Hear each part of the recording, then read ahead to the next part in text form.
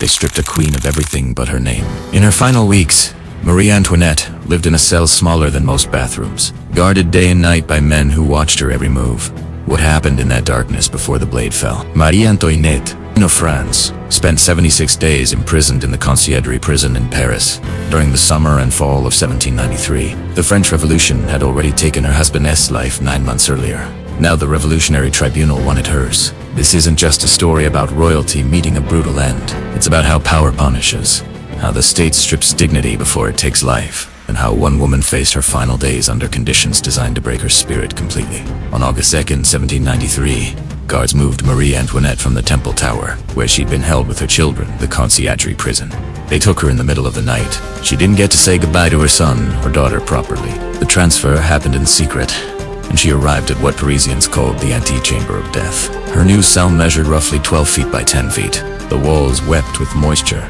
A single barred window near the ceiling let in gray light but no warmth. Guards installed her in cell 12, originally meant for common criminals, with a folding screen as her only privacy from the 2 male guards stationed inside with her around-the-clock conciergerie prison records. August 1793. August.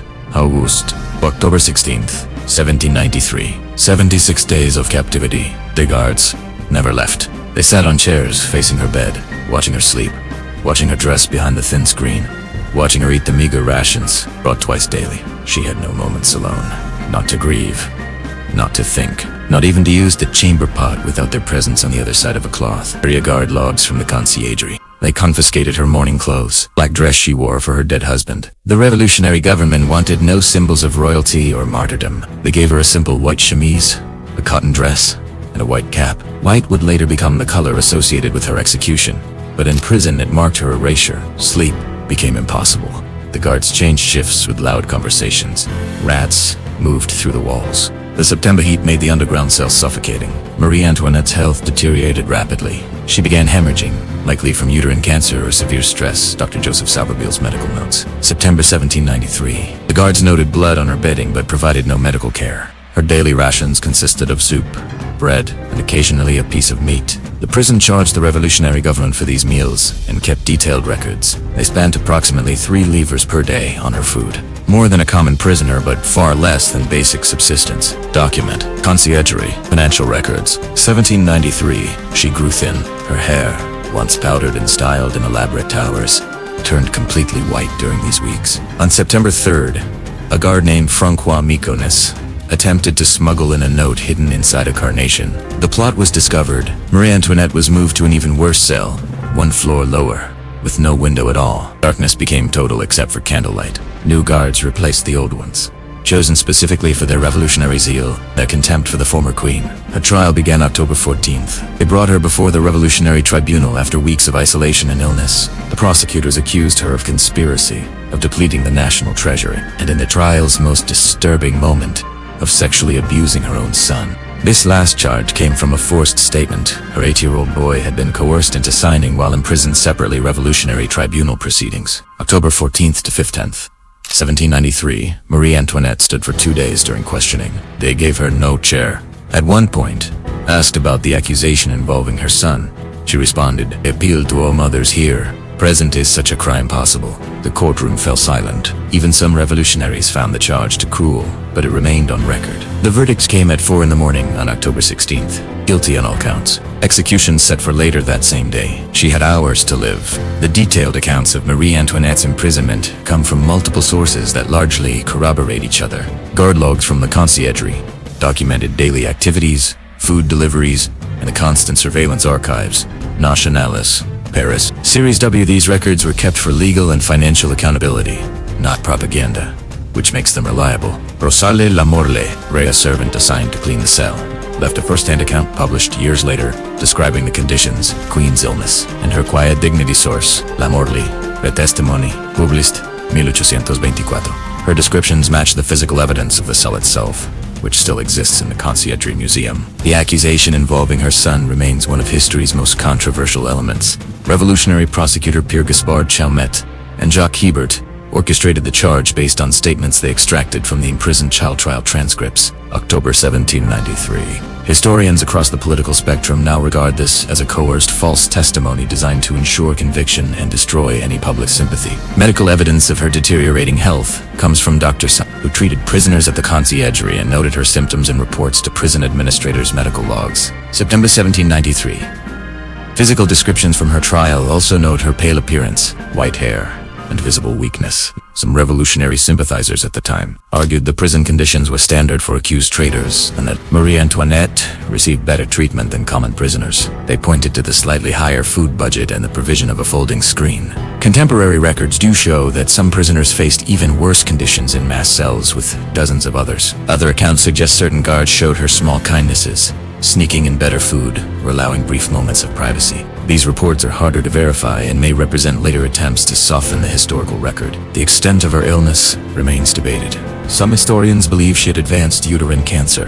Others argued the hemorrhaging resulted purely from psychological trauma and the stress of captivity. Medical diagnoses from symptom descriptions 2 centuries later remain speculative. Marie Antoinette was 37 years old when she died. She had already lost her husband to the guillotine, been separated from her children, whom she would never see again, and spent 2.5 months in conditions designed to destroy her mentally before they destroyed her physically. The psychological warfare of constant surveillance, the deliberate humiliation, the darkness and illness, these were features of her imprisonment, not accidents. The impact extended beyond one woman.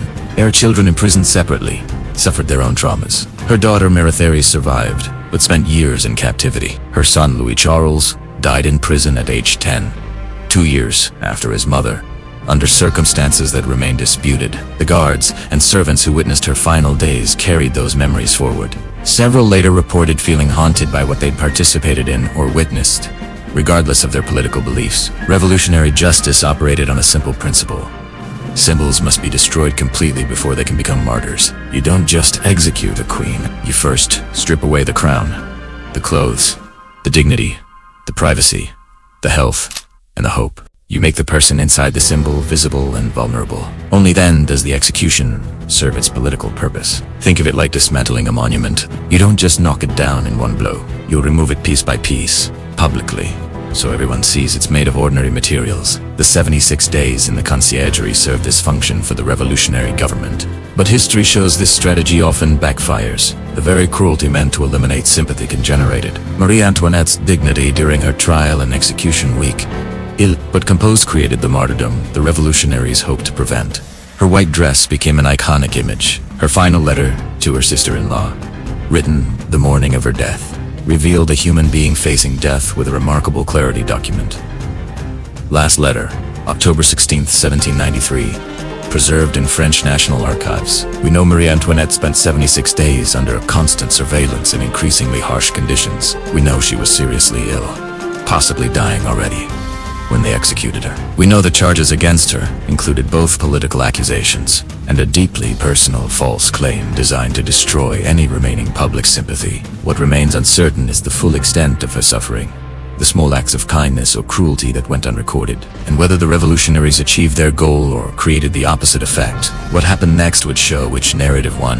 Her execution took place October 16, 1793, at the Place de la Révolution. Unlike her husband, who rode in a covered carriage, Marie Antoinette was transported in an open cart through jeering crowds so everyone could see the former queen reduced and powerless. This was deliberate public theater, extensively documented by multiple witnesses. The revolutionary government continued using imprisonment as psychological warfare against perceived enemies for another year, until Robespierre himself faced the guillotine. July 1794, the conciergerie remained operational as a revolutionary prison, processing thousands through its cells. The long-term historical impact transformed Marie Antoinette from a despised symbol of royal excess into a more complex figure, both a privileged aristocrat disconnected from her people's suffering and a woman who endured calculated cruelty before her death. Medium depends on which historical traditions you examine. Her final weeks revealed something revolutionaries didn't intend. Being someone of everything external doesn't always destroy what remains inside. The cell in the conciergerie still exists. You can visit it today. The stones remember what happened there, even if we can't know every detail. What they did to Marie Antoinette before her execution was unjust punishment. It was political theater designed to prove that queens could be reduced to powerless prisoners and that symbols could be destroyed before crowns. If you want to understand what happened after her death, and how the revolution consumed its own leaders next. Watch The Reign of Terror, when the revolution turned on itself. These stories connecting ways that reshape how we think about justice, power, and the human cost of political transformation.